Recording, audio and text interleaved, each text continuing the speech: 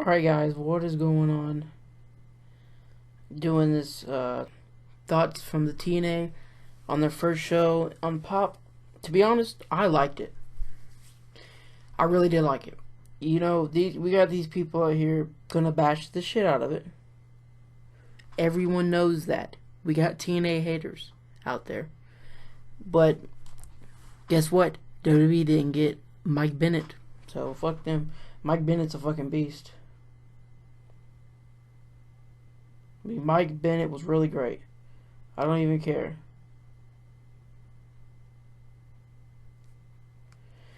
But to be honest, I felt like it could have been better. But I think that the moments they had on the show, with Beer Money coming back together, it fucking was great. The whole Kurt Angle, wow, the whole Kurt Angle promo was really great. I really liked it, to be honest with you guys. I like Kurt Angle. He can do anything. Their brawl, the big brawl in the beginning, was pretty great. It shows that Matt Hardy will never die, obviously, but he lost. But we'll get that later. So the first match was EC3 and Bobby Lashley, which actually turned out to be a really great match, I think. I don't know.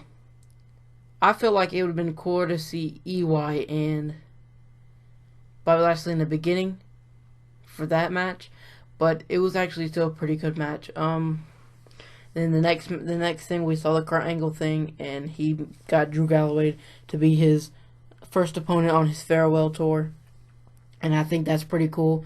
Drew Galloway is an awesome wrestler. He's gonna be pretty great. Then we had a new formation of a tag team. I like it. Eli Drake and Jesse Goddard. They're two really great wrestlers. I mean, I'm not even lying right now. It just sounds great. And we'll go to the next match. It was Matt Hardy and Eric Young, and it was a really great match. I liked it. Matt Hardy is one hell of a competitor. I don't care what anybody says. Bash the shit out of me for saying stuff like this. I don't give a fuck. TNA really did have a great show. I do think that they could have done a little bit better, but you know what? It was a great starting point for their debut on Pop. Next week's episode, I think, is going to be a lot better because we got Kurt Angle, Drew Galloway, Beer Money. Nope, they're at the pay-per-view. Damn it. I thought they were going to be wrestling next week. But we do know one match for next week, obviously, is the Kurt Angle and Drew Galloway match. And I think that's going to be pretty good. I'm hoping they do some stuff with the X Division next episode too. But let's see here. After the semifinals of World Title Series, it was open challenge from Bobby Roode. And I thought Mike Bennett was gonna come out there. The Miracle, I thought he was gonna come out there. I'm not even lying. But instead it was Bram. I'm like, oh, this is gonna be a good match. It was a great match. It didn't get to end because of Eric Young. Wait, it did end. I don't remember. I already had a brain fart. I get brain farts a lot, but it was a great match. The ending part is when James Storm came back, and it made all the little NXT fans piss their pants. See, I'm an NXT fan too, but I like TNA more, and all them NXT people can go whine to Vince that they need more wrestlers. Go ahead. Supposedly they say AJ Styles and them are going to WWE, but they have not signed yet, so who knows. But the whole Beer Money angle, I love how James Storm says, and I didn't know where I was wrestling next. You know, he was talking about NXT. I fucking loved it. It was so awesome.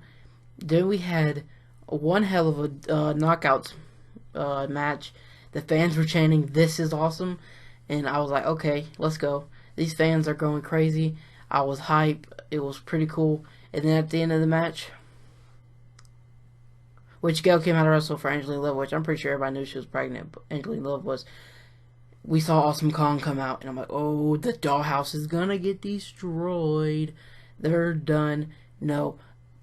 Awesome Kong and the dollhouse together, unstoppable. You thought Terrence Rowe with the dollhouse was unstoppable? Fucking Awesome Kong is unstoppable. Let alone now the dollhouse. So, oh my god. And then we're going to talk about the Miracle. Um, the Miracle Mike Bennett. Dude, the people who say that they did not like that, they can just stop watching wrestling, go somewhere else. To be honest, it was really great. I really, really liked it.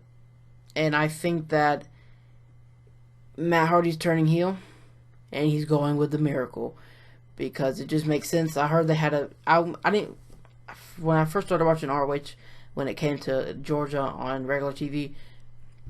The Kingdom was already started, and I heard a couple things about how Matt Hardy was involved in it when he was in ROH. So I think that's how everything's gonna go with that. To be honest, and I think that was everything up into the main event. The main event was one hell of a match. We're gonna talk about that now. All right, so the main event, we saw the Hardys come out. Jeff was with him. I thought Jeff was injured. I didn't think he'd come out to this episode, but I'm glad he did. He made it a whole lot interesting. It was, of course, EC3 and Matt Hardy, and I think that was a cool way to end it in the night with that match, because that match means so much if you've been following TNA since Bound for Glory. And I bought the Bound for Glory pay-per-view, so I understood what was going on. It was pretty great. The match itself was awesome. Matt Hardy caught EC3 with a twist of fate off the top rope. That was pretty sick. EC3 hit a run. It hit a 1%er off the top rope. They were both on top rope. He hit a 1%er. That was awesome. That was pretty cool. Pretty damn awesome. And another thing, remember how, I'm pretty sure everybody knows this, but Tyrus won the Bound for Gold match at Bound for Glory, and he's going after the World Heavyweight Championship. Does that set up a Tyrus EC3 type match? Because Jeff was like, Tyrus, do you want to see if your big boss man can do it by himself? He's like, yep, I do. And he just left. He booked his shit out of there. I was like, oh shit, it's going down. And it did not disappoint to me, to a TNA fan. All the people there from WWE who've been sucking Vince's dick for fucking forever now, they probably should have watched this because it was great. And then at the end of the show, Matt Hardy was pissed, dude. Heel turn. And the way Rebby Sky yelled in Matt's ear at the end of the show, and Matt's face and her face, it's a heel turn. I'm saying this now. I think that is going to be great. TNA is going to be great in 2016. Fuck you haters. Fucking hate you. I'm being perfectly honest with you. Alright, so I've already run this a little bit longer than I should have, because I got stuff to do tomorrow. I gotta go to bed, but honestly, it was great. I give that episode out of 10 stars and 8. I think there was, maybe it could have been a little bit better, but I liked what I saw. Do I think that it was better than Monday Night Raw? You will figure that you'll figure that out on the podcast I do Thursday. Be ready for that. All in all, it was a great show. TNA people who hate TNA, fuck you. The people who like TNA like me, y'all are awesome. We're awesome.